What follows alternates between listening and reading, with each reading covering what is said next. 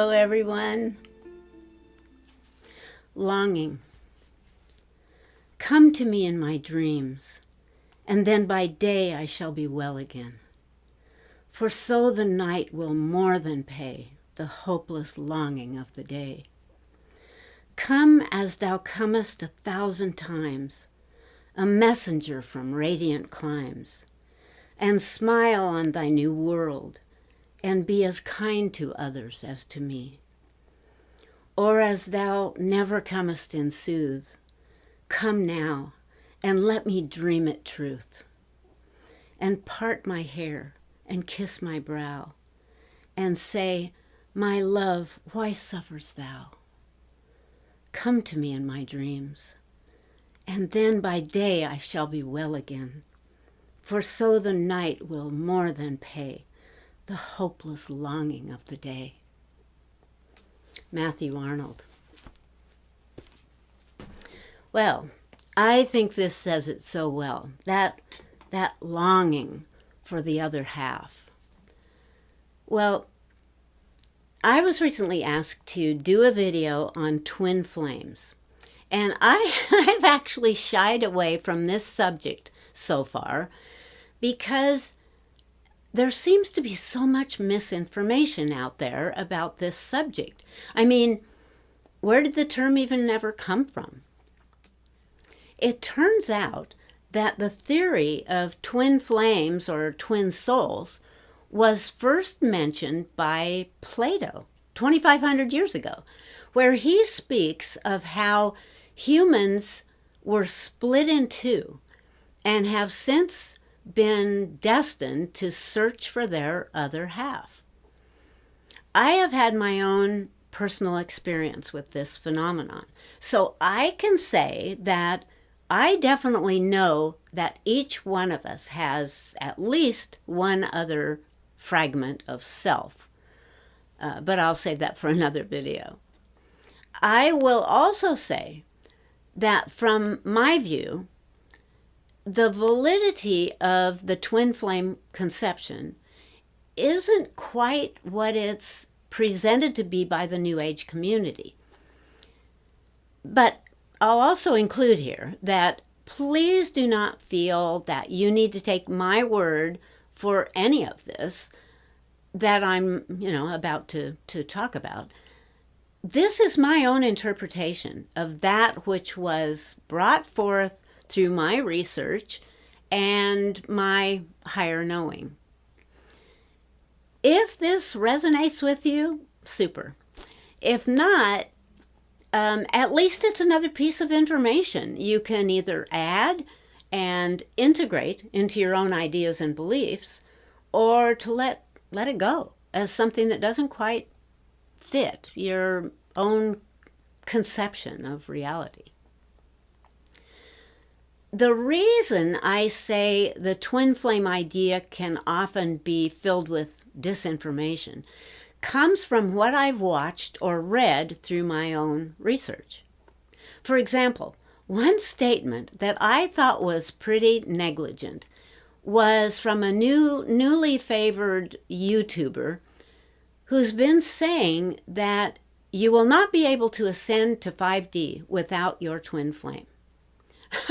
Well, this is not only irresponsible, but is very discouraging for his followers or those who believe him, because realistically, that would mean that for the majority of the humans on this planet, they're doomed to stay in 3D. This statement, if considered, takes away hope and motivation in those who have not yet found this elusive other half. It's just thoughtless and very misguided. Plus the fact that this would invalidate nearly every true master who's ever ascended from planet Earth. They ascended because they became their soul essence, which encompasses all aspects of self. As they rose in frequency, they incorporated that other half, that mirror self, within the very core of their being. And yet another popular YouTuber advises that even if you're awakened and in a loving, committed relationship, that this is not enough to assure your transformation onto the new earth. That uniting with your twin flame is the only guarantee. Is this only egotistical boasting to gain followers? Additionally, the pressure this type of misleading information lays on a light worker is so tragic and unnecessary. So, first, let's mention the idea of soulmates. Is this a different concept altogether, or virtually the same thing? Well, my understanding of a soulmate is sometimes another person with whom you have a very strong lifelong bond of love and friendship. Someone who accepts you exactly as you are, someone you fully resonate with and choose to be with. This can be a romantic partner, like a spouse, or maybe a friend or a mentor. Or it can be an enemy, your rival or adversary. Or it can be a sibling or a child. But this person is a part of your soul family who has traveled with you through lifetimes. It's that person you are drawn to and can talk to for hours at a time, and at some point maybe even finish each other's sentences. Or it's that person you just don't like and you can't get along with, and you can't figure out why they bother you so much. Well, this is because this person is a part of your own soul and is expressing that same trait you despise in yourself. A soulmate is a fragment of your own soul. Conversely, a twin soul or twin flame, for all intents and purposes, is your spiritual partner, a soul companion with the identical motivation and purpose that you hold within your soul journey and in your physical incarnations. When you do come together during a lifetime, it usually is during a time in life when you're both ready for a spiritual push, where the soul has reached a point in evolution where they're ready to move forward and advance at a faster rate. You come together to nurture the other and to mirror unconditional love. You will only meet when you have both reawakened and are now resonating at the same or similar frequency, expressing the same spiritual goals. And this will usually occur during your last earthly incarnation. This companion will appear usually as a romantic partner or lover, and has reached the same stage of evolution and is in life to help you to accomplish these goals within this ascending lifetime, or any lifetime as far as that's concerned. This you do for each other.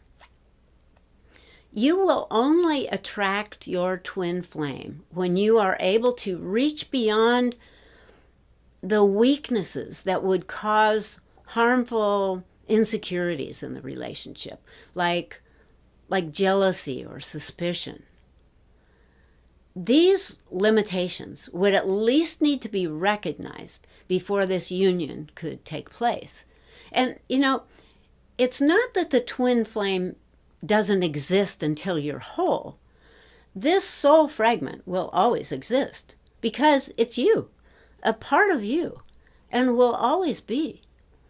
It's just that the union is only necessary within a physical incarnation. to assist each other into climbing through the densities, through recognizing and addressing all those issues you came to face in your lifetime, like karma, fears, energetic blocks, or attachments, or anything else that needs to be revealed and released before moving higher. There's no better or clearer soul mirror than your twin flame. You become the inspiration for each other, encouraging and motivating, usually without even purposely doing this. It's just a natural part, a natural ingredient to being a twin soul. Nothing can keep you apart when this stage is reached. Although this does not mean it's necessary to be physically together.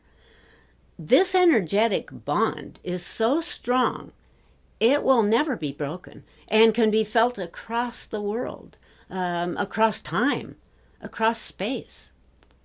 This person doesn't have to be in a physical life, and could, from the other side, facilitate as your spirit guide. And as you both ascend into the higher densities, you will no longer be two individuals, but an integration of both into one. If you're familiar with the story of Billy Fingers, he had a very difficult earth life and died alone as a human. And as his soul progressed through the levels on the other side, it was in those higher realms that he met his twin flame, his spiritual other half. Most accounts of those who have ascended this plane into the higher realms did so alone, but whole within themselves. They integrated all parts of their being into the oneness they were at that moment of ascension. And, we should believe that we're any different. Even Jesus was said to proclaim to his people, "These things I do, you can do, and greater." It's not that I'm suggesting that you shouldn't hope to attract your spiritual flame. I'm just pointing out that it's important to your soul to live fully now. This is why you came. The only thing we come here to do is to love. We are love, and we come here to share that love with all. And when we give love, we are fulfilling our role as spirit. We are being that which we already are. It's most important to remember this is you, your journey. You need no one else but you. You're not waiting for someone to come and make you whole. You are already whole. It's up to you to realize this. And when you do, you will find you have everything. You are everything. And everything that you will ever need for this or any other lifetime. You are the creator and the created. It is you, just as you are, who is the awakened one, who walks that awakened path. The danger in waiting for another to make you whole is the admission that you are not whole. If anyone tells you that you must wait for another before you can be all you can be, this is a trap. Waiting for anyone or anything else to fulfill you and make you worthy of ascension is allowing yourself to be manipulated by those who wish to hold you back in order to elevate themselves. Don't fall for the rhetoric of a romantic other to come and save you. This is the same story told by the controllers who created the New Age savior narrative of ETs coming to rescue you and save the earth. If you wait for this to happen, you will wait forever. Be your own savior. Don't wait to be that spectacular being you already are. Be that magnificent soul you came to be. Love and be loved. Know the joys of living in this moment for the grandness of that very moment you and your vibration have set before you. Waiting is the controller's game. Don't buy into it. Be your radiant self and shine your glorious light for all to see. You want to attract your twin flame? Be the flame you wish to attract, and you will find it was you all along. It's wonderful to unite with your twin soul during a physical incarnation, and I wish that for us all. But please don't give up your life for something that may be out of your soul journey for this lifetime. When we're able to surrender to our true path and accept life as it comes, this is when the pathways will merge and that other half will suddenly appear as if by magic, and you will recognize yourself in that other's eyes.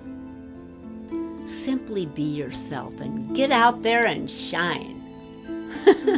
Thanks, everyone. Bye-bye.